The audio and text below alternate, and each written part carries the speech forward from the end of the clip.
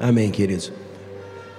Desde do princípio do nosso chamado, e os irmãos sabem bem, Deus nos chamou para ministrar para famílias a respeito de temas que falam sobre família, e tudo na nossa vida gira em torno disso.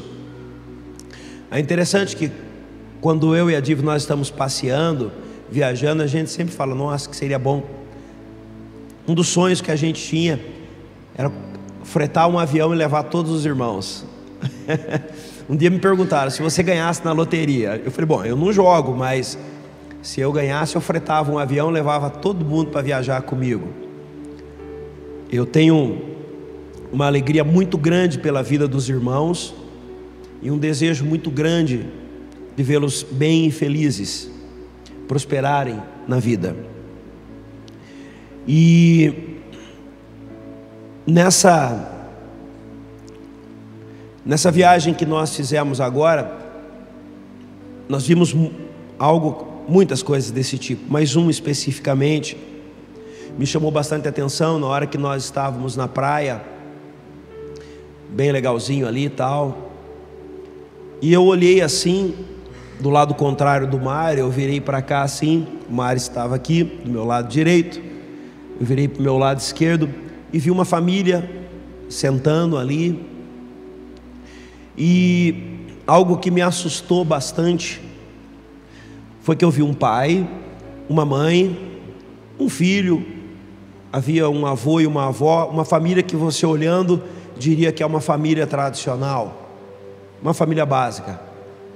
Aí de repente sentou duas meninas, adolescentes, talvez uns 17 anos no máximo.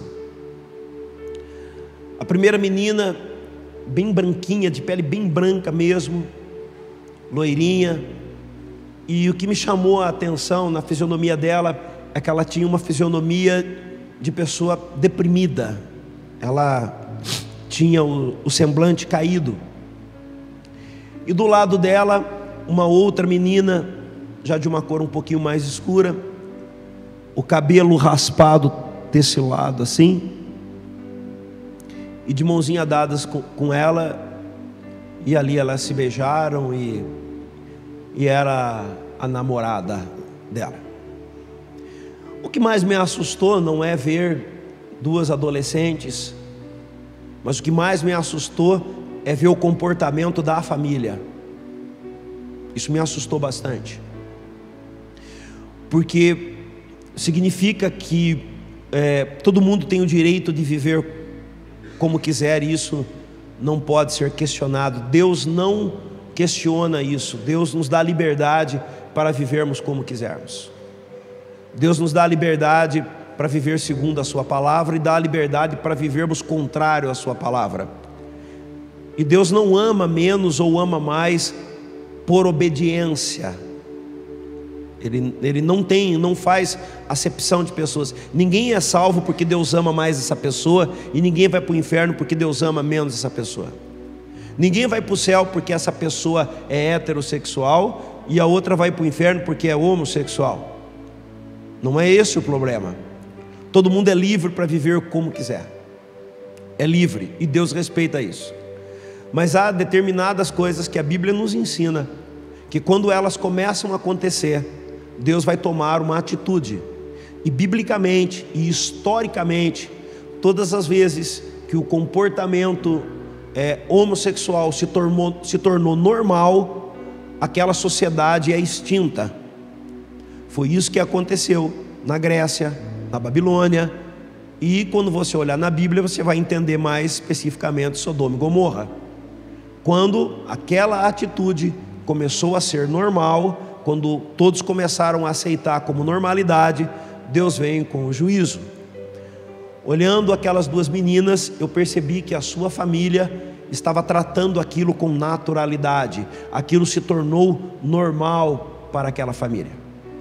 Eram duas adolescentes que não estavam nem na época de namorar, e uma estava mais masculinizada e a outra menina bem feminina, mas estavam namorando sobre os olhos do pai, da mãe, dos avós com normalidade.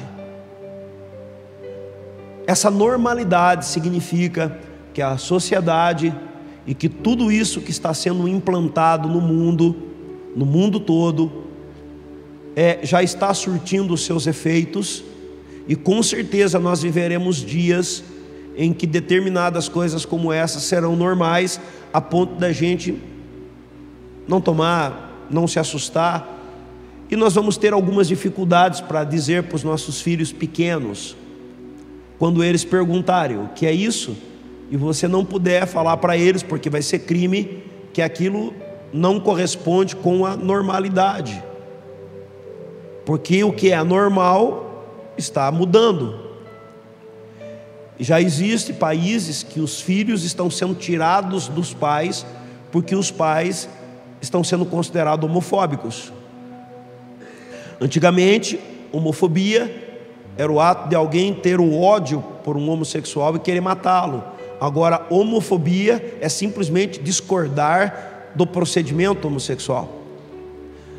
A igreja, ela discorda de todo procedimento de pecado, quer seja homossexual ou heterossexual.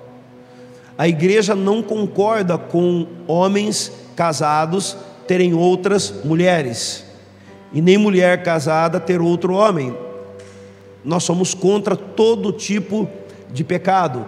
Não importa, não importa, pecado é pecado, e a igreja, ela tem que estar falando, olha, pecado, isso está errado. Quando eu vi aquelas duas meninas e vendo todo mundo achando extremamente normal, eu cheguei à conclusão que o jogo terminou. Acho que não resta muita coisa mais, porque não era só aquela, havia muitos naquela condição. Cheguei à conclusão que Deus fará um juízo sobre toda a terra, e esse juízo virá sobre todos, e não escapará absolutamente ninguém do juízo. Então eu comecei a meditar e falei: Deus, eu não consigo mudar o mundo, mas eu consigo ajudar aqueles que o Senhor, pelo seu Espírito, chamou para a salvação. Hoje eu começo a pensar um pouco em coisas que até então eu não pensava. Eu não sou a favor da predestinação, Bruna, como você sabe, mas tem algumas coisas que estão me deixando com a pulga atrás da orelha, né? Porque às vezes eu tenho a impressão que tem pessoas que parece que não importa o que você faça, fale ou quanto Deus se mova, elas não estão mais interessadas. Então a Bíblia fala que Jesus está demorando porque ainda tem uma boa quantidade de gente para ser salva, e quando completar esse número, o juízo virá. Deus estipulou um tempo que Israel ficaria 400 anos no Egito, para que se enchesse, diz a Bíblia, a taça da iniquidade de Canaã, e Israel sairia do Egito para julgar Canaã. Haverá um juízo sobre toda a terra, mas o que nós podemos fazer? O que nós podemos fazer? Nós podemos fazer Maranata, vem Senhor Jesus. E para que Jesus possa vir, é necessário que o número dos salvos se completem, porque game over, acabou, não dá, esse mundo não tem mais jeito, nós chegamos num nível de iniquidade que não dá, e o juízo virá pelo comportamento homossexual errado, pelo comportamento heterossexual errado, pelo comportamento religioso errado, pelo abandono da fé, por todas essas coisas que condenou a humanidade. Não tem mais jeito, Jesus precisa voltar, senão a gente não vai suportar. Jesus precisa voltar, e essa tem que ser a nossa oração. Não se apegue a este mundo, não se apegue, trate de fazer tudo aquilo que Jesus quer que você faça, porque não tem mais solução. Queridos, e diante disso, eu comecei a fazer uma análise do que está acontecendo para que esse declínio viesse tão rápido, mas também é a forma para que Deus salve o mais rápido possível. A mesma ação satânica que deu o declínio, também temos que analisar que Deus fará algo para que se salve o máximo possível. Haverá uma oposição de Deus para a salvação, assim como a iniquidade vai aumentar. E eu comecei assim a meditar em algumas coisas. Então quero dizer para você que nós não somos chamados para ser salvos, vírgula, não somos chamados para ser salvos, somos chamados a pertencer a uma família de salvos. Apesar da salvação ser individual, você não entrará no céu sozinho. Às vezes nós temos uma visão errada de que no dia que nós morrermos, nós entraremos no céu e parece que o céu vai estar todinho parado e a gente vai entrar com a mãozinha assim. E o que vai ser? Automaticamente, quando você deixar esse mundo, Deus dará um destino para a sua alma, mas Deus vai te colocar, assim como te colocou na terra, te colocará também numa família celestial. E seria muito bom que a sua família celestial fosse a sua família também aqui da terra. Seria muito bom que as pessoas com que você vai conviver no céu, com outro corpo, fosse também as pessoas com que você está convivendo aqui na terra. Eu estava andando com o Ronaldo ali numa rua, e de repente um mendigo saiu de um lugar assim, bem assustador, e ele parou na nossa frente, e na hora eu tive uma repulsa, porque ele estava, imagina um cara bem feio, bem fedido, bem desleixado, e nós saímos um pouco do lado assim. Aí eu falei para o Ronaldo: Ronaldo, você está vendo como a gente é? Eu falei: você parou para pensar que Deus ama esse mendigo do mesmo jeito que nos ama?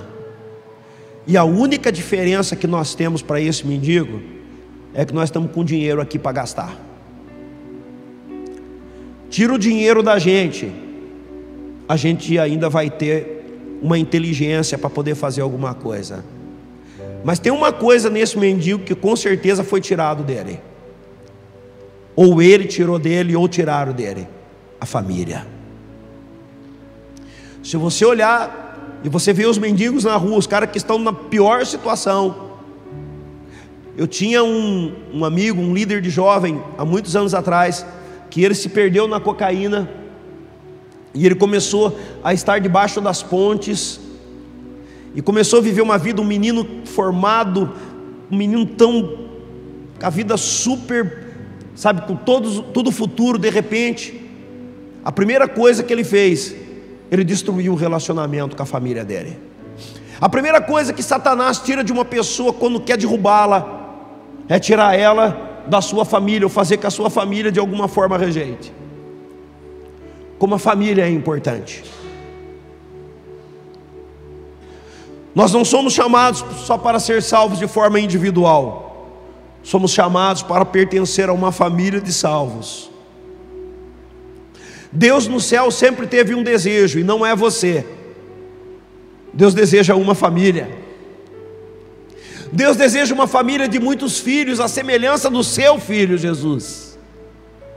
O foco de Deus sempre foi a família. E hoje eu falei para os pais e para os adolescentes: você precisa começar a olhar para a Bíblia de duas formas. Uma como se você estivesse participando daquele evento bíblico, e a outra olhando para cima, olhando de cima os eventos da Bíblia.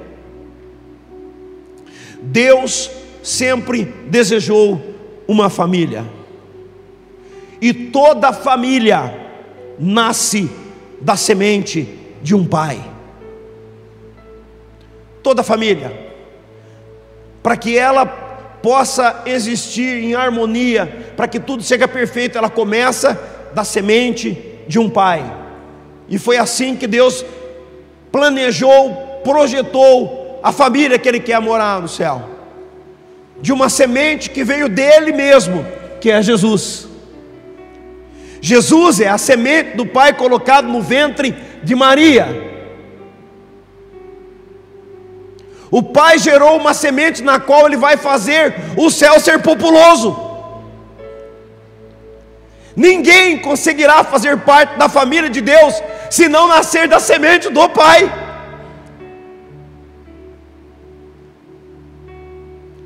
Nós, amados, recebemos essa semente, mas a recebemos por adoção. Você não é filho legítimo de Deus, e nem eu sou. Não é. Não há nada em nós que se pareça com Deus. Ele nos fez a imagem e semelhança naquele Adão que era perfeito. Quando Adão caiu, perdeu a imagem e semelhança.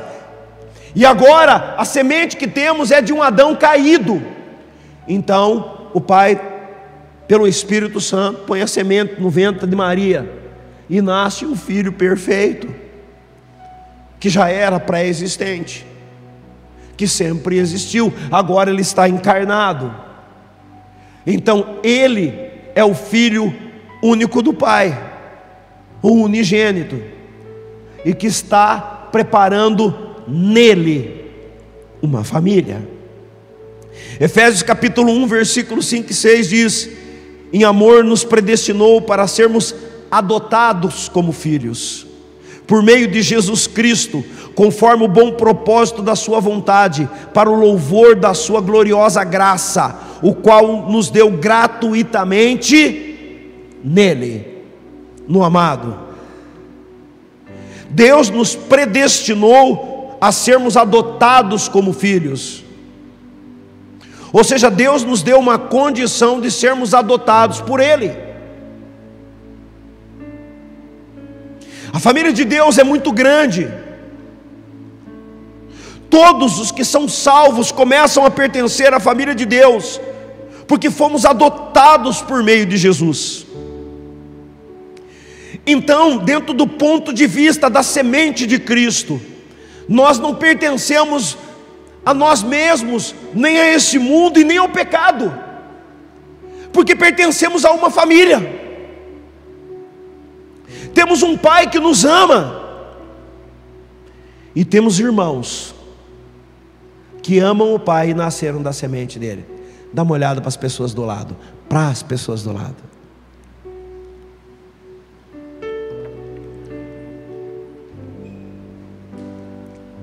Irmãos, pertencer à família de Deus é um grande privilégio. Deus não nos trata como estrangeiro, como escravos. Ele cuida de cada um de nós com o carinho de pai.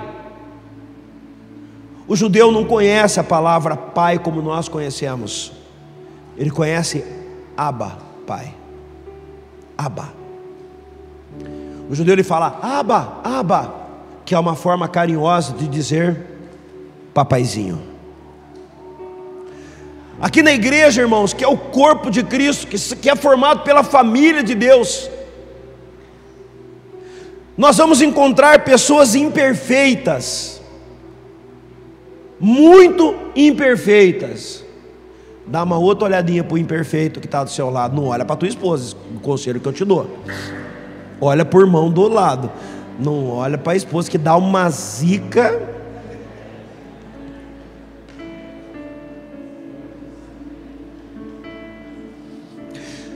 São pessoas imperfeitas, mas que foram chamadas no mesmo propósito que você, para pertencermos a uma família.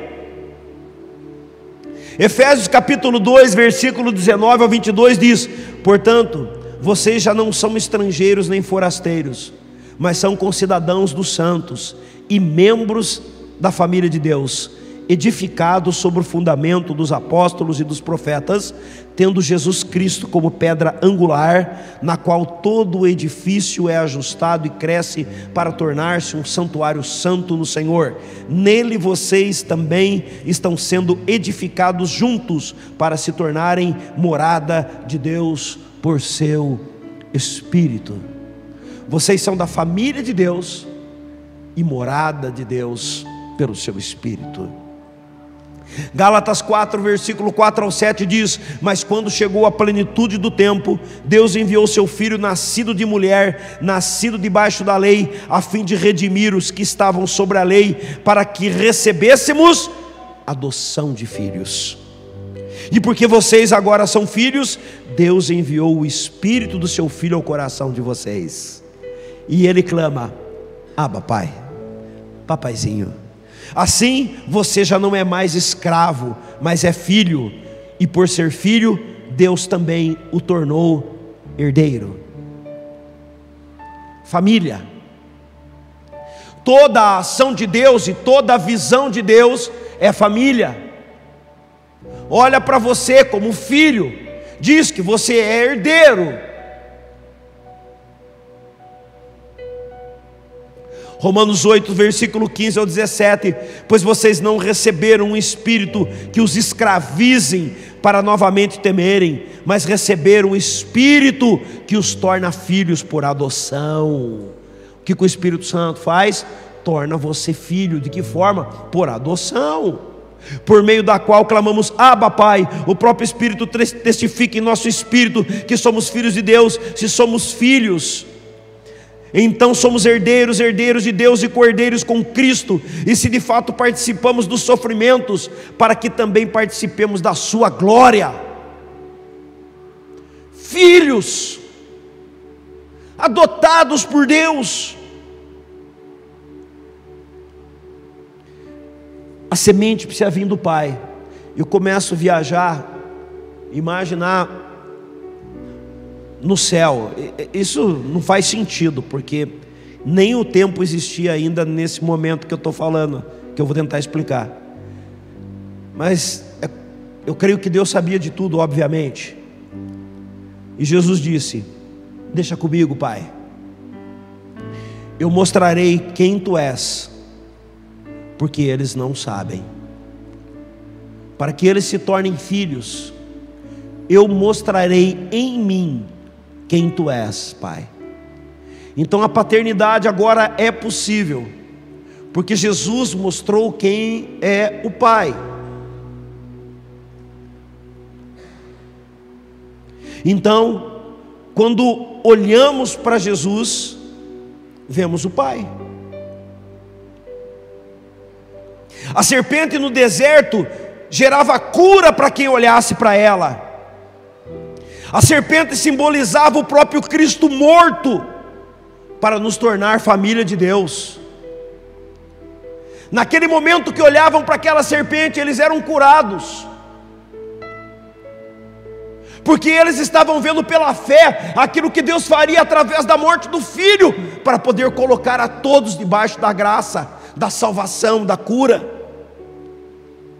Hebreus capítulo 12, versículo 2 diz: olhemos para Jesus, autor e consumador da nossa fé. Quando olhamos para a Bíblia, vendo o cenário, a gente olha para Abraão e vê que o foco de Deus não era dar para Abraão riquezas. Qual era o foco de Deus em Abraão? Eu quero fazer um homem rico, para que todo mundo veja o caminho da riqueza, porque eu já escutei isso. Eu já escutei isso no meio do Evangelho. Olha para Abraão, como Abraão prosperava, como Abraão dava tudo certo. Vamos olhar para ele. Não era esse o foco de Deus em Abraão. O foco de Deus em Abraão era dar para ele uma família. Uma família. Gênesis 12, de 1 a 3, então disse o Senhor a Abraão: sai da tua terra, do meio dos seus parentes, da casa do seu pai, e vai para a terra que eu lhe mostrarei. Farei de você um grande povo, e o abençoarei, tornarei famoso o seu nome, você será uma bênção, abençoarei os que te abençoarem, amaldiçoarei os que te amaldiçoarem por meio de você, eu vou abençoar todas as famílias. Tem versão que diz povos, mas a versão Ara, Almeida renovada, sei lá o que, a Ara diz famílias. Que versão que está aqui? Nenhuma? Sumiu? Hã? Se você achar a Ara, você põe aí. Almeida revisada, atualizada. Ela diz as famílias. O objetivo de Deus sempre foi o quê? Família. Isaac tinha a herança de Abraão, mas o que Abraão queria dar para Isaac era herança, era família. Família. Não tem nada mais importante que a família destrua uma família, e você fará com que todos tenham uma chance enorme de ir para o inferno.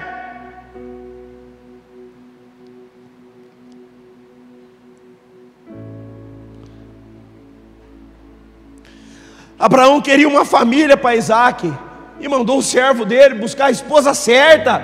A esposa tem que ser a certa. A gente teme pela vida dos adolescentes, porque eles não estão mais pensando no que é o certo, mas de como saciar os hormônios que estão à flor da pele.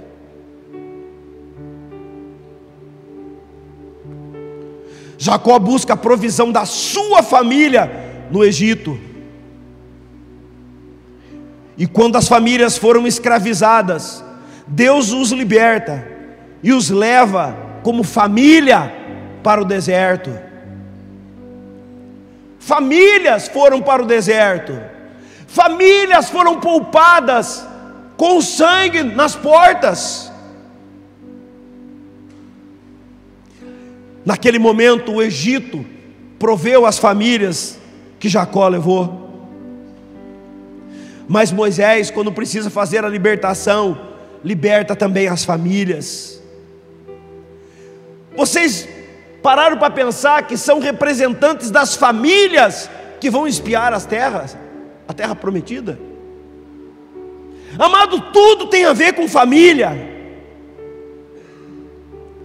Quando estão no deserto, são famílias que vivem em torno da tenda, onde a glória, o fogo sobe, a nuvem vem para tirar o calor do deserto. Família. Tudo o teu esforço, o teu trabalho, e mais do que isso, o teu amor pela tua esposa, o teu amor pelo teu marido, tem que ser renovado sim. Por quê? Porque o que importa é a tua família.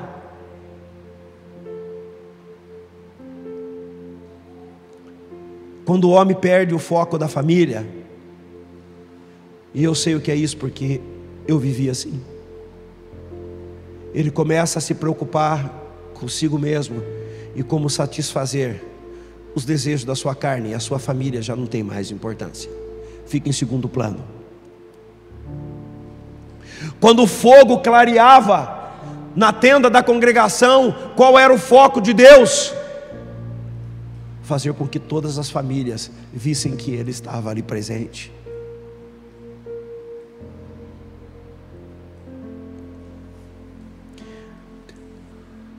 O apóstolo Filipe chega para Jesus e fala assim: Senhor, mostra o Pai para a gente. O que ele queria ver? A família de Jesus. Jesus olha para Filipe, está em João 14:8, e ele diz assim: Filipe, o Pai sou eu. Estou tanto tempo com você e você não viu o Pai. Eu sou aquele que um dia disse para o Pai: deixa comigo, vou mostrar quem o Senhor é. Guarde bem isso. Os filhos revelam o Pai. Os filhos revelam o Pai. Melquisedeque não tinha família, por isso ele não pôde revelar o Pai, e é o próprio Cristo manifesto, mas ele revelou o sacerdote. Melquisedeque revela o sacerdócio, mas não consegue revelar o Pai. Então Jesus tem que vir da semente do Pai no ventre de Maria para revelar o Pai. O Filho, ao se manifestar na carne, revela o Pai. Jesus mostrou que ele pertencia a uma família antes que qualquer coisa existisse. E o Pai o fez vir aqui na terra através de uma família: Maria, José e 4 irmãos. Fora as irmãs que a Bíblia não narra. Quando um homem se perde, ele perde primeiramente a responsabilidade com sua família.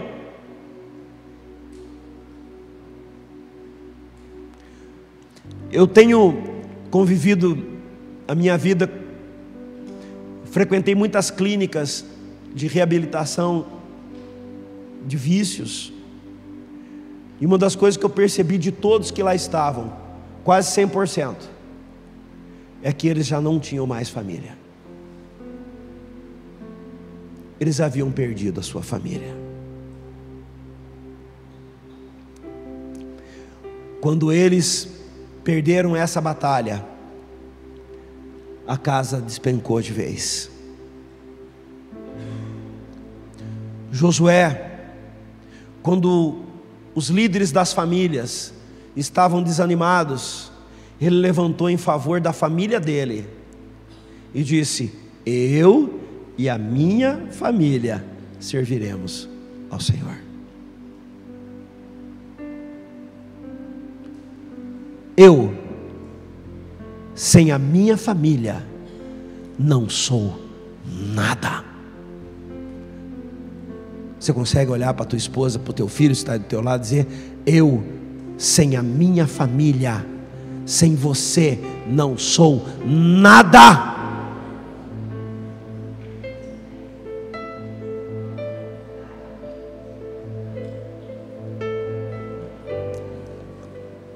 Nada.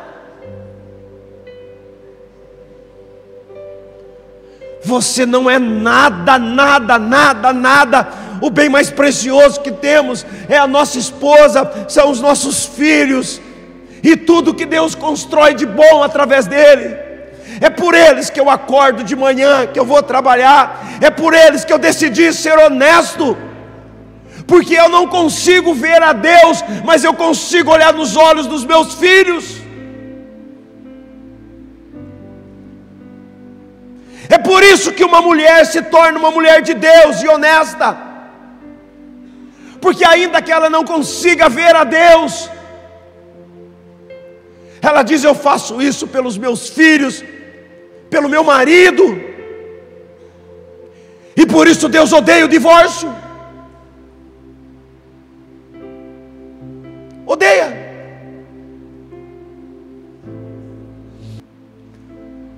Pais fortes, filhos fortes.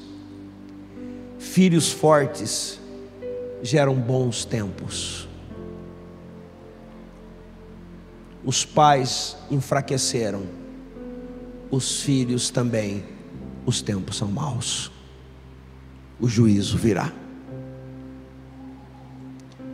Queridos, nossos filhos estão se perdendo nas faculdades e nas suas amizades. Por quê?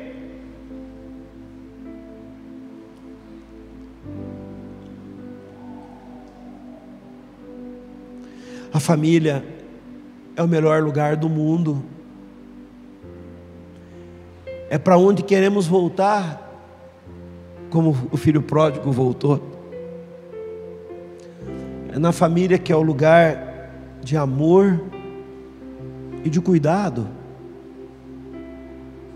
Quando um casal ama, ele não critica um ao outro. É você, é você, é você, é você. Quando um casal se ama e entende o seu propósito e o propósito de Deus em relação aos seus filhos nunca vão vê-los acusando um ao outro.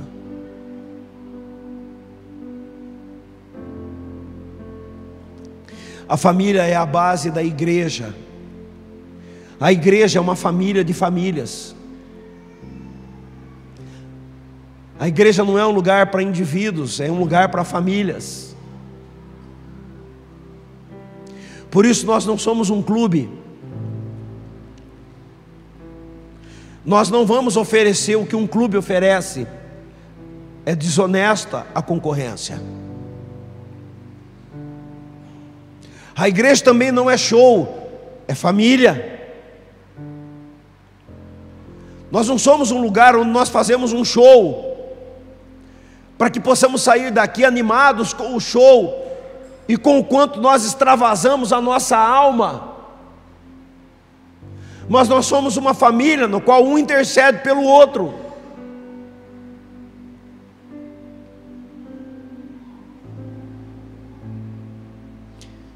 Eu estava conversando com um pastor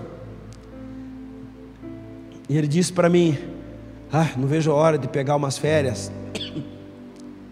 ficar 30 dias sem atender telefone e não olhar para a cara dos irmãos.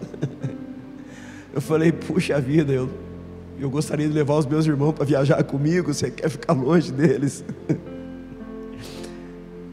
Sei lá, igreja para mim é família.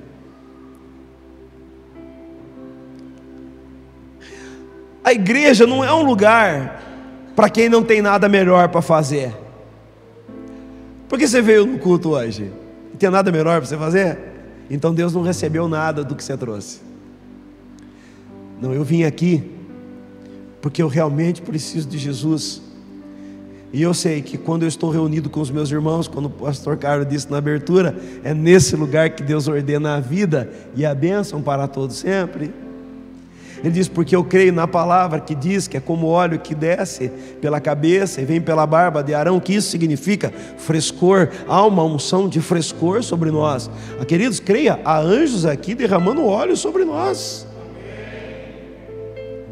Tem anjos que derramam óleo sobre nós. Bálsamo que gera cura.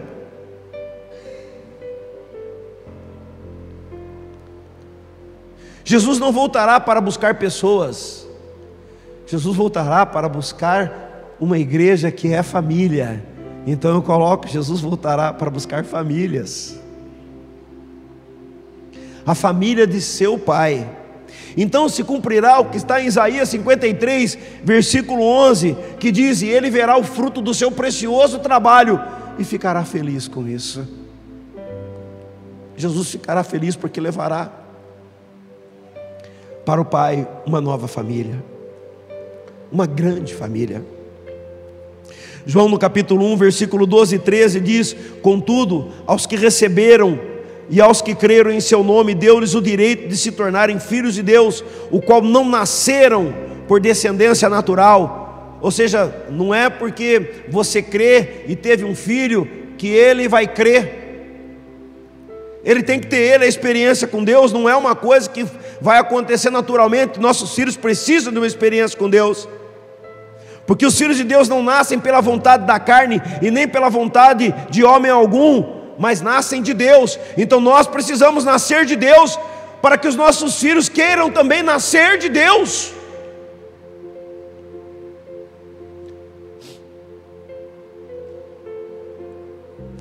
Às vezes pensamos que o céu será um lugar onde cada indivíduo estará totalmente isolado, deslocado, no meio de um monte de gente que nunca viu. Então automaticamente, quando eu penso nesse céu, eu fico triste. Eu vou subir para o céu.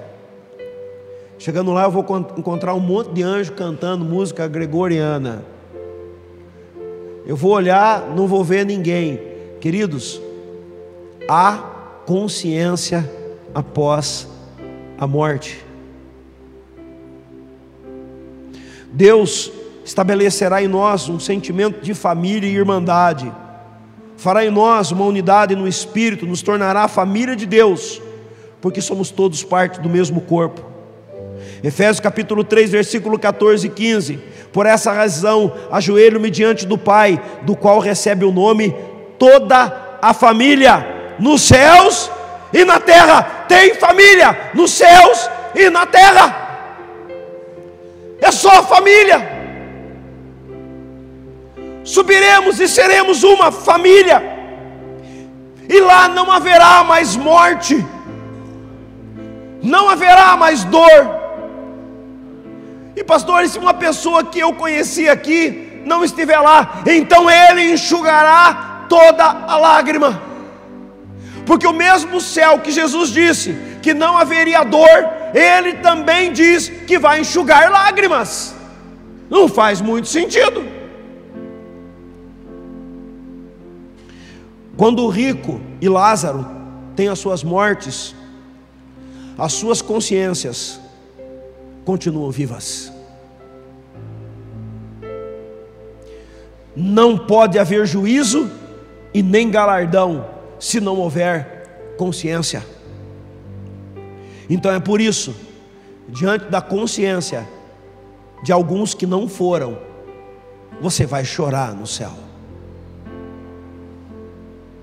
mas Ele enxugará toda lágrima.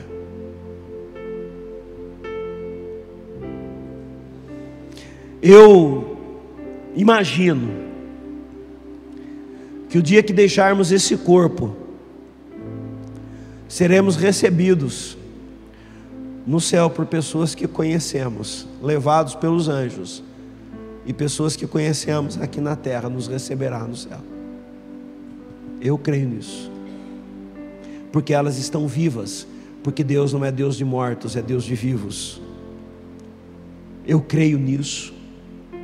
Então, diante de tudo isso, qual é o foco do diabo?